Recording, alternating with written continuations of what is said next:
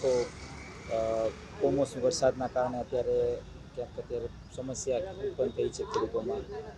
કઈ પ્રકારની આપની માંગણી, કારણ કે છેલ્લે ઘણી બધી જે માંગણી છે ખેડૂતો દ્વારા એ હજી સુધી પૂરી કરવામાં નથી આવી કમોસમી વરસાદ? આપણે સૌ જાણીએ છીએ કે ગઈકાલે લગભગ ગુજરાતની અંદર ઘણા બધા વિસ્તારમાં અડધો પોણા ઇંચથી લઈ અને 1-1.5 ઇંચ વરસાદ થયો છે। અને આ 1-1.5 ઇંચ વરસાદના કારણે ખેડૂતોનો રાયડો, ચણા, ઘઉં અને ખાસ કરીને જીરાના પાકને બહુ બધું મોટું નુકસાન થયું છે। અગાઉ આ વર્ષની અંદર 6 વખત કમોસમી વરસાદ થયો। એ ખરીફ સિઝન હોય, ઉનાળુ પાક હોય કે શિયાળુ પાક હોય, દરેક વખતે ખેડૂતોને નુકસાન થયું છે।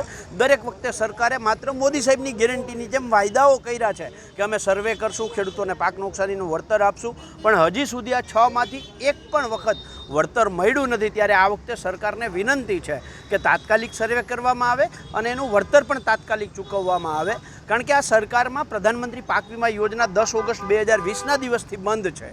ત્યાર પછી મુખ્યમંત્રી કિસાન સહાય યોજના 2 વર્ષ ચાલુ રહી, પણ આ 2 વર્ષની અંદર ખેડૂતોને રાતી પાઈ પણ નથી મળી। અને છેલ્લા 2 વર્ષથી ન તો મુખ્યમંત્રી કિસાન સહાય યોજના અમલમાં છે, ન પ્રધાનમંત્રી પાક વીમા યોજના અમલમાં છે। ખેડૂતોને પોતાના પાક સામે વીમા કવચ મળે એવી એક પણ યોજના નથી। ત્યારે ખેડૂતોએ માત્ર સરકારની સહાય ઉપર નિર્ભર રહેવું પડે છે। ત્યારે સરકાર પાસેથી અપેક્ષા છે કે ખેડૂતોને તાત્કાલિક આ બાબતે સર્વે કરી અને વળતર ચૂકવવામાં આવે।